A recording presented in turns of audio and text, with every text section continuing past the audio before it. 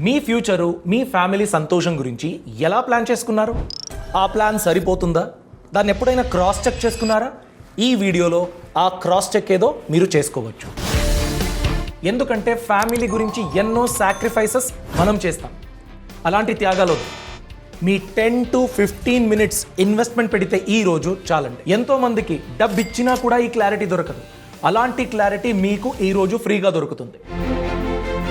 మీ time మాత్రమే నేను అడిగేది. కామెంట్ సెక్షన్లో మీరు తిట్టొచ్చు. మీకు ఈ ఇన్ఫర్మేషన్ బాగా లేదు అనిపించినట్లయితే నేరుగా మీరు చెప్పండి. అయినా నా రిక్వెస్ట్ అండి, మీ లైఫ్కి మీ ఫ్యామిలీ ఫ్యూచర్కి చాలా చాలా ఇంపార్టెంట్ ఈ వీడియో. సో వీడియోని ఎండ్ వరకు తప్పక చూడండి.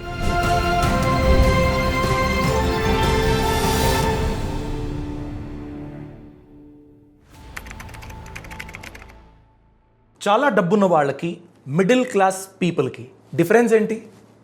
మిడిల్ క్లాస్ వాళ్ళు ప్రాబ్లం వచ్చినప్పుడు దానికి సొల్యూషన్ ఏంటి అని ఆలోచిస్తారు. కానీ డబ్బున్న వాళ్ళు అలా కాదు. ప్రాబ్లం వచ్చే ముందే కావాల్సిన ప్రొటెక్షన్ అన్నీ చేసుకుని ఉంటారు. అందుకే వాళ్ళు ఆ వెల్త్ని మల్టిప్లై చేసుకుని చాలా బాగా గ్రో అవ్వడానికి వీలవుతుంది. లైఫ్ గురించి చాలా భయంకరమైన విషయం ఏంటంటే ఎప్పుడు కూడా ఛాలెంజెస్ చెప్పి రావు. ఒక్క ఎమర్జెన్సీ సిచ్యువేషన్ అండి మన లైఫ్ ప్లానింగ్ మొత్తాన్ని పాడు చేసేయచ్చు.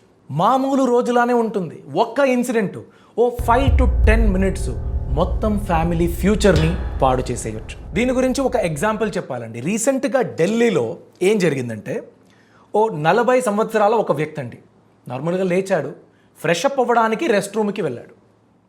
10 minutes అయింది, 15 minutes అయింది, 1 గంట సేపు అయింది, 2 గంటల సేపు అయింది. ఫ్యామిలీ అనుకుంది ఏదో ఫ్రెష్ అప్ అవుతున్నాడులే అని. ఆల్రెడీ 2 గంటలు అయిపోయింది. నాక్ చేస్తున్నా కూడా పలకట్లేదు అనేసి డోర్ బద్దలు కొట్టి చూసినట్లయితే ఆ వ్యక్తి అన్కాన్షియస్గా అక్కడ పడిపోయాడు. వంటి మీద ఎలాంటి గాయం లేదు, బ్లడ్ స్టెయిన్స్ లేదు, ఎలాంటి విజిబుల్ ఇష్యూ లేదు. డాక్టర్స్ని అడిగినట్లయితే ఇది స్ట్రోక్ అని వాళ్ళు చెప్పారు. దాని తర్వాత హాస్పిటల్కి అడ్మిట్ చేశారు, వేరే వేరే హాస్పిటల్కి వెళ్ళారు, ఐసీయూలో ట్రీట్మెంట్ జరిగింది, టెస్టులు జరిగింది, మెడిసిన్స్, టెస్టు ఇవన్నీ అయినా కూడా ఎలాంటి రిజల్ట్స్ లేదు. 2 రోజులైంది, 1 వారం గడిచింది, 2 weeks అయిపోయింది. డాక్టర్స్ కూడా అన్ని రకాలుగా ప్రయత్నం చేశారండి, కానీ నో రిజల్ట్. ఆ వ్యక్తి బ్రతకలేదు. చాలా హానెస్ట్గా చెప్పాలంటే ఫ్యామిలీ ఒక వ్యక్తిని కోల్పోయింది. ఇది అతిపెద్ద లాస్. అయినా కూడా దీనికి మించి ఒక ట్రాజెడీ ఉంది. అదేంటంటే ఈ వ్యక్తి పోయాడు కదా, ఇతని యొక్క శాలరీ 25,000 to 30,000 ఉంది. హాస్పిటల్ బిల్లు 25 లక్షల రూపాయలు అయింది. ఈ వ్యక్తి ఇంతకుముందు ప్లాన్ చేసుకున్నాడు, హెల్త్ ఇన్సూరెన్స్ తీసుకున్నాడు. ఆ హెల్త్ ఇన్సూరెన్స్ కవరేజ్ ఎంత? కేవలం 5 లక్షల రూపాయలు. ఫ్యామిలీ మిగతా 20 లక్షల రూపాయల వరకు హాస్పిటల్ బిల్ కట్టాలి కదా. దానికి ఉన్న ఇన్వెస్ట్మెంటు, అసెట్, ప్రాపర్టీ అన్నీ అమ్మేసింది ఆ వ్యక్తిని ఎలాగైనా కాపాడుకోవాలి అనేసి. అయినా కూడా అవ్వలేదు. వ్యక్తి కూడా పోయాడు, ఫ్యామిలీ ప్రాపర్టీ మొత్తం, ఇన్వెస్ట్మెంట్ మొత్తం పోయింది. ఇండియాలో ఇలా ఎన్నో వేల ఫ్యామిలీలకు జరుగుతుంది. వ్యక్తికి ఏదైనా ప్రాబ్లం అయిందనుకోండి, వాళ్ళని హాస్పిటల్కి అడ్మిట్ చేసి ఆ బిల్స్ కట్టడానికి అసెట్ పోతుంది, అప్పు చేసుకుంటారు, ఫ్యామిలీ ఫినాన్షియల్ స్టెబిలిటీ మొత్తం పాడైపోతుంది. అందుకేనండి వెల్త్ బిల్డ్ చేయడం ఎంత ఇంపార్టెంటో దాన్ని కాపాడుకోవడం దానికన్నా ఇంపార్టెంట్. రీసెంట్గా చూసుకున్నట్లయితే ఎంతోమంది ఫినాన్షియల్ ఫ్రీడమ్ గురించి ఎడ్యుకేటెడ్గా ఉన్నారు. ఇన్వెస్ట్మెంట్ చేస్తారు, సిస్టమాటిక్ ఇన్వెస్ట్మెంట్ ప్లాన్, ఎస్ఐపి చేస్తున్నాము, మ్యూచువల్ ఫండ్స్ ఉంది, ప్రాపర్టీ మీద ఇన్వెస్ట్మెంట్ పెట్టాము, ఇలాంటివన్నీ ప్లాన్ చేసుకుంటారు. అంటే వెల్త్ బిల్డ్ చేయడానికి ఎన్నో సంవత్సరాలు కష్టపడతారు, కానీ దాన్ని ప్రొటెక్ట్ చేసుకోవడానికి ఎలాంటి ప్లాన్ చేసుకోరు. ఒకసారి మీ చుట్టూ అబ్జర్వ్ చేయండి. 1,00,000 రూపాయలు ఖర్చు పెట్టి ఫోన్ కొనుగోలు చేస్తారు. ఆ ఫోన్ బాగుండాలనేసి స్క్రీన్ గార్డులు, ప్రొటెక్షన్ కవర్లు ఇవన్నీ తీసుకుంటారు. ఇల్లు కడతారు కదా, రూఫ్ లేకుండా ఇల్లు కడతారా? ఇల్లు అంటేనే ప్రొటెక్షన్ కదా. మీ వెల్త్కి కూడా అలాంటి ప్రొటెక్షన్ చాలా ఇంపార్టెంట్ అండి. దాని గురించే హెల్త్ ఇన్సూరెన్స్, టర్మ్ ఇన్సూరెన్స్ చాలా చాలా ఇంపార్టెంట్. ఇది ఆప్షన్ కాదండి, నెసెసిటీ. ఎందుకంటే ఈ రెండిటికి వేరే వేరే పర్పస్లు ఉన్నాయి. దాని గురించి మనం ప్రాపర్గా తెలుసుకుని దాని తర్వాత ప్లానింగ్ చేసుకోవాలి. ఏదో ఒకటి కొనుగోలు చేస్తాం సరిపోతుందిలే, అది తప్పు. ఆ తప్పు వల్ల మీ ఫ్యామిలీ సఫర్ అవ్వచ్చు. అలా మీరు చెయ్యరు అని నేనైతే ఆశిస్తున్నాను. మొదటిది హెల్త్ ఇన్సూరెన్స్ అండి. హెల్త్ ఇన్సూరెన్స్ అంటే ఏంటి? మీకేదో ప్రాబ్లం అయింది, హాస్పిటల్కి అడ్మిట్ అవుతారు. బిల్లు లక్షల్లో అయింది. ఈ ఢిల్లీ ఎగ్జాంపుల్ చెప్పాను కదా, 25 లక్షల హాస్పిటల్ బిల్లు. మీరు గనక సరైన హెల్త్ ఇన్సూరెన్స్ కొనుగోలు చేసినట్లయితే ఆ మొత్తం హాస్పిటల్ బిల్లు ఇన్సూరెన్స్ కంపెనీ చూసుకుంటుంది. మీరు ఆ పాలసీ గురించి ప్రీమియం కడుతూ ఉంటారు, ఎంతో కొంత. చిన్న చిన్న అమౌంట్ మీరు కడుతూ ఉంటే పెద్ద అమౌంట్ మీ మీదకి వస్తుంది కదా, అలాంటిది ఇన్సూరెన్స్ కంపెనీ చూసుకుంటుంది. అందుకే ఏదో ఒక పాలసీ కొనుగోలు చేస్తే సరిపోదండి, ప్రాపర్గా అర్థం చేసుకుని కొనుగోలు చేసుకోవాలి. మొదటిది ఇండివిజువల్ పాలసీ అంటే ఏంటి, ఫ్యామిలీ ఫ్లోటర్ అంటే ఏంటి, దాని గురించి మనం తెలుసుకోవాలి. మీరు మ్యారీడ్, వైఫ్ ఉంది, పిల్లలు ఉన్నారు అనుకోండి, అలాంటప్పుడు మీరు ఫ్యామిలీ ఫ్లోటర్ జనరల్గా ఒక బెటర్ ఆప్షన్ అండి. అదే ఏజ్ అయిన పేరెంట్స్ ఉన్నారు అనుకోండి, అలాంటప్పుడు వాళ్ళ గురించి సెపరేట్ పాలసీ మీరు కొనుగోలు చేయాలి. ఎందుకంటే మీ రిక్వైర్మెంట్ వేరు, వాళ్ళకు ఆల్రెడీ ఏజ్ అయింది, ఎగ్జిస్టింగ్ డిసీజెస్లు ఉంటుంది, వాళ్ళ కవరేజ్ రిక్వైర్మెంటే వేరు. అలాంటప్పుడు పేరెంట్స్కి, ఏజ్ అయిన పేరెంట్స్కి వేరే పాలసీ కొనుగోలు చేయడం బెనిఫిషియల్ అండి. సెకండ్ ఏంటంటే కవరేజ్ అమౌంట్ ఎంత ఉండాలి. కొందరు తీసుకుంటారు 5 లక్షల రూపాయల కవరేజ్, దేనికి సరిపోదండి. దాని గురించే మీరు చిన్న సిటీలో ఉన్నా కూడా 10 లక్షల నుండి 15 లక్షల రూపాయల వరకు కవరేజు మ్యాండేటరీగా కావాలి. బేసిక్ రిక్వైర్మెంట్ అండి ఇది. మీరు కనుక మెట్రోపాలిటన్ సిటీలో ఉన్నాను, హైదరాబాదు, ఢిల్లీ, బెంగళూరు, చెన్నై ఇలా ఉన్నాను అనుకున్నట్లయితే అలాంటప్పుడు అట్లీస్ట్ 15 లక్షల నుండి 25 లక్షల రూపాయల వరకు కవరేజ్ హెల్త్ ఇన్సూరెన్స్ గురించి మస్ట్ అండ్ షుడ్ అండి. చూడండి, కవరేజ్తో పాటు మీరు గమనించాల్సిన వేరే చాలా ఇంపార్టెంట్ ఆస్పెక్ట్లు ఉన్నాయి హెల్త్ ఇన్సూరెన్స్లో. మొదటిది రూమ్ రెంట్ లిమిట్ అండి. మీరు కొనుగోలు చేసిన పాలసీలో ఈ రూమ్ రెంట్ లిమిట్ అనేది ఉంటే అది ఒక కామన్ ట్రాప్. దాని గురించి మీరు ప్రాపర్గా తెలుసుకోవాలి. సపోజ్ మీరు 5,000 రూపాయల రూమ్ రెంట్ లిమిట్ ఉన్న పాలసీని ఎంచుకున్నారనుకోండి, మీరు ఫ్యూచర్లో హాస్పిటల్కి అడ్మిట్ అవుతారు కదా, 10,000 రూపాయల రెంట్ ఉన్న ఒక రూమ్ని ఎంచుకున్నారనుకోండి, మీ పాలసీ కవర్ చేసేది ఎంత? 5,000 రూపాయలు. మీరు చూస్ చేసుకున్నది 10,000 రూపాయలు. అక్కడ ఆప్షన్ లేదు, అందుకే ఎంచుకున్నాను. అయినా మీకే లాస్. ఎందుకంటే ఈ సిచ్యువేషన్లో ఇన్సూరెన్స్ కంపెనీ ఎంత కవరేజ్ ఇస్తుంది మీకు? రూమ్ రెంట్ మీరు ఎంచుకుంది 10,000, ఇన్సూరెన్స్ కంపెనీ 5,000 ఇస్తుంది. అంటే మీరు ఎంత పే చేశారో దాంట్లో 50% మాత్రమే ఇన్సూరెన్స్ కంపెనీ ఇస్తుంది. దీన్ని ప్రపోర్షనేట్గా మీరు కట్టే ప్రతి ట్రీట్మెంట్ బిల్లు, మెడిసిన్ బిల్లు, వీటన్నిటిపైన 50% మాత్రమే కవరేజ్ ఇస్తుంది. ఫర్ ఎగ్జాంపుల్, ఒక సర్జరీ జరిగిందండి, 1,00,000 రూపాయల వరకు ఖర్చు అయింది. ఇన్సూరెన్స్ కంపెనీ 50% మాత్రమే, అంటే 50,000 రూపాయల కవరేజ్ మాత్రమే ఇస్తుంది. సో మీరు ఎంచుకుంది రూమ్ రెంట్ గురించి మాత్రమే, కానీ ప్రతి ఖర్చు పైన 50% వరకు మాత్రమే ఇన్సూరెన్స్ కంపెనీ మీకు కవరేజ్ ఇచ్చింది. సో రూమ్ రెంట్ లిమిట్ లేని ఒక పాలసీని మీరు ఎంచుకోవాలండి, చాలా ఇంపార్టెంట్. నెక్స్ట్, వెయిటింగ్ పీరియడ్ గురించి మీరు చాలా బాగా అర్థం చేసుకోవాలి. ఎందుకంటే నార్మల్గా 30 రోజుల వరకు వెయిటింగ్ పీరియడ్ ఉంటుంది. మీకు ఎలాంటి ప్రీ ఎగ్జిస్టింగ్ డిసీజ్ లేదు అనుకోండి, అలాంటప్పుడు 30 డేస్ వెయిటింగ్ పీరియడ్. ఒకవేళ ప్రీ ఎగ్జిస్టింగ్ డిసీజెస్ ఉంటే, బీపీ, డయాబెటీసు, వేరే ఏదో ప్రాబ్లం ఉందండి, మీరు దాని గురించి ఆల్రెడీ ట్రీట్మెంట్ తీసుకుంటున్నారు, ఇప్పుడు పాలసీ ఎంచుకుంటున్నారు, కొనుగోలు కూడా చేశారు, అలాంటప్పుడు వెయిటింగ్ పీరియడ్ 2 నుండి 4 సంవత్సరాల వరకు ఉండొచ్చు. సో దాని గురించే షార్టర్ వెయిటింగ్ పీరియడ్, ఎంతైతే తక్కువ ఉంటుందో వీలైనంత తక్కువ వెయిటింగ్ పీరియడ్ ఉన్న పాలసీనే మీరు ఎంచుకోవాలి. నెక్స్ట్, హాస్పిటల్ నెట్వర్క్ అండి. మీరు ఊరికే కవరేజ్ తీసుకుంటారు, 25 లక్షల కవరేజ్ ఉంది, కానీ మీ సిటీలో ఉండే హాస్పిటల్ నెట్వర్క్ ఏదైతే ఉందో అక్కడ ఈ ఇన్సూరెన్స్ పని చెయ్యదు అన్నట్లయితే అలాంటి ఇన్సూరెన్స్ ఉంటే ఏంటి, లేదంటే ఏంటి? అందుకేనండి మీరు హాస్పిటల్ నెట్వర్క్, మీ సిటీలో చుట్టుపక్కల ఉన్న నెట్వర్క్ హాస్పిటల్స్ అక్కడుందా ఆ లిస్టులో, అలాంటి పాలసీని మాత్రమే మీరు ఎంచుకోవాలి. నెక్స్ట్ పాయింట్ అండి, కోపే అనే ఒక ఆప్షన్ ఉంటుంది. నేను ఆల్రెడీ ఈ రూమ్ రెంట్ లిమిట్ గురించి మాట్లాడాను కదా, ఇది కూడా అలాంటిదే. సో మీరు ఎంచుకునే పాలసీ డాక్యుమెంట్లో కోపే ఆప్షన్ ఉందా చూడండి, ఉంటే ఎంచుకోకండి. ఎందుకు? కోపే అంత డేంజరసా? ఎక్స్ప్లెయిన్ చేస్తా. చూడండి, సమ్టైమ్స్ 20% కోపే అని ఉంటుంది. దాని అర్థం ఏంటి? బిల్ ఎంతైతే అవుతుందో దాంట్లో 20% నేను కడతాను, మిగతా 80% ఇన్సూరెన్స్ కంపెనీ కడుతుంది. ఇలాంటి పాలసీ ఎవరు ఎంచుకుంటారండి? 10 లక్షల బిల్ అయితే 2 లక్షలు నేను కడతా అని ఎవరు ఒప్పుకుంటారు? అదేనండి క్యాచ్. కోపే ఆప్షన్ ఉంటే ప్రీమియం తక్కువ ఉంటుంది. కోపే ఆప్షన్ లేదనుకోండి ఇన్సూరెన్స్ ప్రీమియం ఎక్కువ ఉంటుంది. జనరల్గా మనం ఏం చేస్తాం, ప్రీమియం తక్కువ ఉంది, 25 లక్షల కవరేజు నాకు ఇచ్చేయండి అని ఎంచుకుంటాం. అది రాంగ్. కోపే ఆప్షన్ ఉండకూడదు. అలాంటి ఆప్షన్నే మీరు ఎంచుకోవాలి. నెక్స్ట్ పాయింట్ అండి, నో క్లెయిమ్ బోనస్. ఇది చాలా అంటే చాలా యూస్ఫుల్ ఫీచర్. ఎందుకు? నేను ఎమర్జెన్సీ గురించి హెల్త్ ఇన్సూరెన్స్ కొనుగోలు చేశాను, ప్రీమియం కూడా కట్టాను. తీసుకున్న తర్వాత 1 సంవత్సరంలో నాకు ఎలాంటి ప్రాబ్లం అవ్వలేదు. పాలసీలో 10 లక్షల రూపాయల వరకు కవరేజ్ ఆల్రెడీ ఉంది. అయినా కూడా నేను ఎలాంటి క్లెయిమ్ చేసుకోలేదు, నేను ఆరోగ్యంగా ఉన్నాను. అలాంటప్పుడు మీరు ఎలాంటి క్లెయిమ్ చేసుకోలేదు కాబట్టి మీకు ఎక్స్ట్రా చేస్తారు కవరేజ్ని. మొదటి సంవత్సరం 10 లక్షల కవరేజ్, నో క్లెయిమ్, ఎలాంటి ప్రాబ్లం అవ్వలేదు. రెండో సంవత్సరానికి నేను రిన్యూ చేసుకునేటప్పుడు 10 లక్షలు కాకుండా 15 లక్షల వరకు మీకు ఇవ్వచ్చు. సమ్ పాలసీలో డబుల్ కూడా చేస్తారు, కవరేజ్ని ఇంక్రీజ్ చేస్తూ వెళ్తారు. సో మీరు అలాంటి పాలసీని ఎంచుకున్నట్లయితే మీరు ఎలాంటి క్లెయిమ్ చేసుకోలేదు కాబట్టి ఇన్సూరెన్స్ కవరేజ్ అన్నది ఎక్కువ అవుతూ వెళ్తుంది. నెక్స్ట్ పాయింట్ అండి, మీరు పాలసీ కొనుగోలు చేసేటప్పుడు ఓపీడీ రిలేటెడ్ ఏదైతే ఖర్చులు మీరు చేస్తారో దానికి కవరేజ్ ఉంటుందా?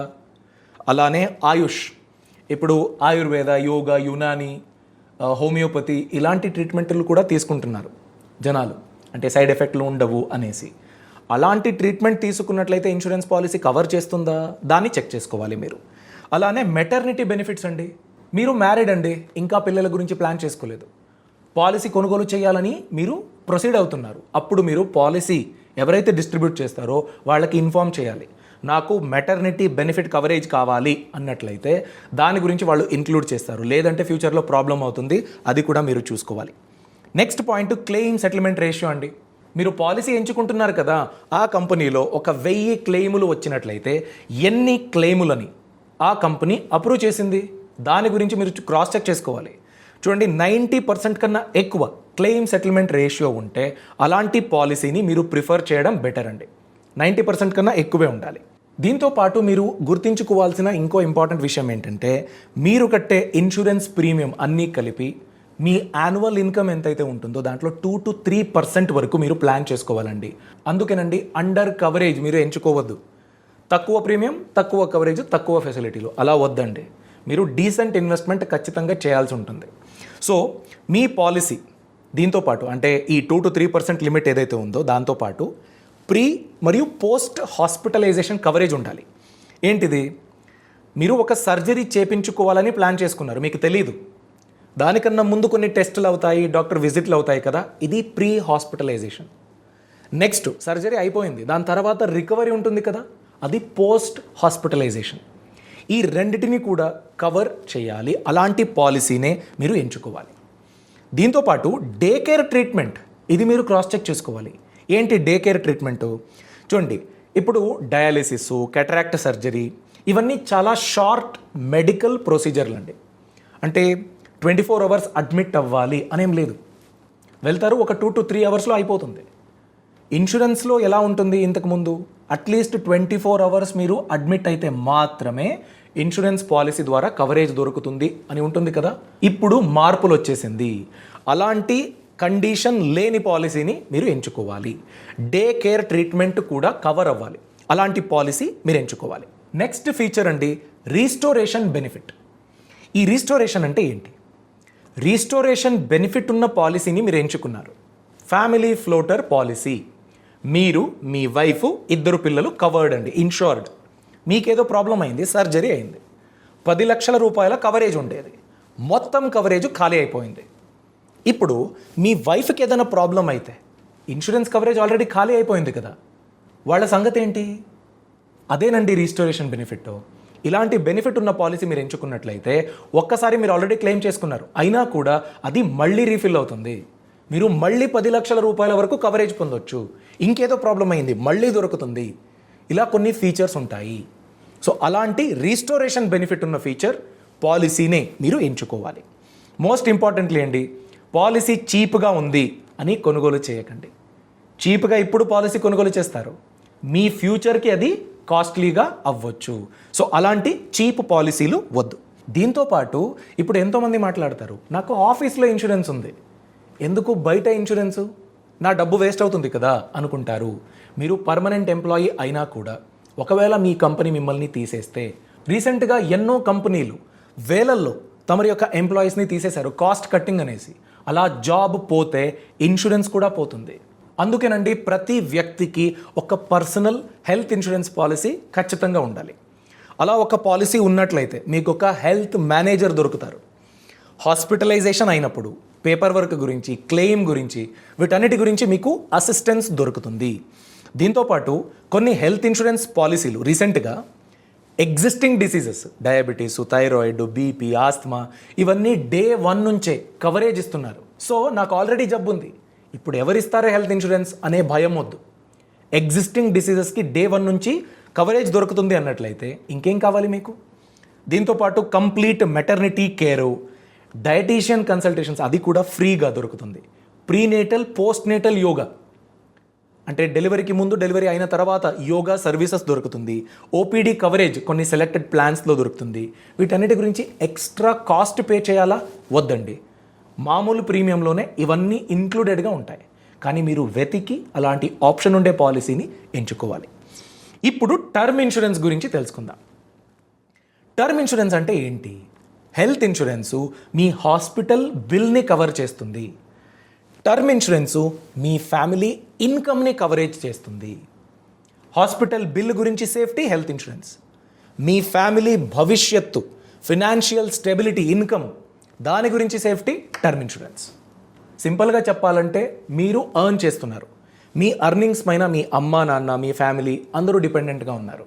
దురదృష్టవశాత్తు మీకేదో ప్రాబ్లం అయిందండి, అలా జరిగితే మీ ఫ్యామిలీని ఎవరు పోషిస్తారు? రెంట్ ఎవరు కడతారు? అమ్మా నాన్నలకు మెడిసిన్ ఎవరిస్తారు? పిల్లల ఎడ్యుకేషన్ను, మ్యారేజు, మీరు తీసుకున్న హోమ్ లోను, బిజినెస్ లోను ఎవరు తిరిగి చెల్లిస్తారు? దానికే బల్క్ కవరేజు టర్మ్ ఇన్సూరెన్స్ ద్వారా దొరుకుతుంది. మీరు ప్రీమియం కడుతూ ఉంటారు, మీకేదో ప్రాబ్లం అయితే మీ ఫ్యామిలీకి బల్క్ అమౌంట్, ఒక 50 లక్షలు, కోటి రూపాయలు, 2 కోట్లు, మీరు ఎంత కవరేజ్ని ఎంచుకున్నారో అంత బల్క్ అమౌంట్ మీరు లేకపోతే మీ తర్వాత మీ ఫ్యామిలీకి దొరుకుతుంది. ఇప్పుడు ఎంతోమందికి ఒక క్వశ్చన్ ఉంది, టర్మ్ ఇన్సూరెన్స్ కవరేజ్ ఎంత ఉంటే సరిపోతుంది? జనరల్గా చూడండి, మీ యాన్యువల్ ఇన్కమ్ ఎంతైతే ఉంటుందో దాని యొక్క 10 నుండి 25 రెట్లు టర్మ్ ఇన్సూరెన్స్ కవరేజ్ ఉండాలి. ఫర్ ఎగ్జాంపుల్, మీరు ఒక సంవత్సరంలో 10 లక్షల రూపాయల వరకు శాలరీ మీ అకౌంట్కి క్రెడిట్ అవుతుంది అన్నట్లయితే, 1 కోటి నుండి 2.5 కోట్ల రూపాయల వరకు కవరేజ్ మీరు ఎంచుకున్నట్లయితే మీ ఫ్యామిలీ భవిష్యత్తు సేఫ్గా ఉండొచ్చు, ఫినాన్షియల్గా ప్రొటెక్టెడ్గా ఉంటుంది. అలానే పాలసీ కవరేజ్ ఎంత ఉండాలి?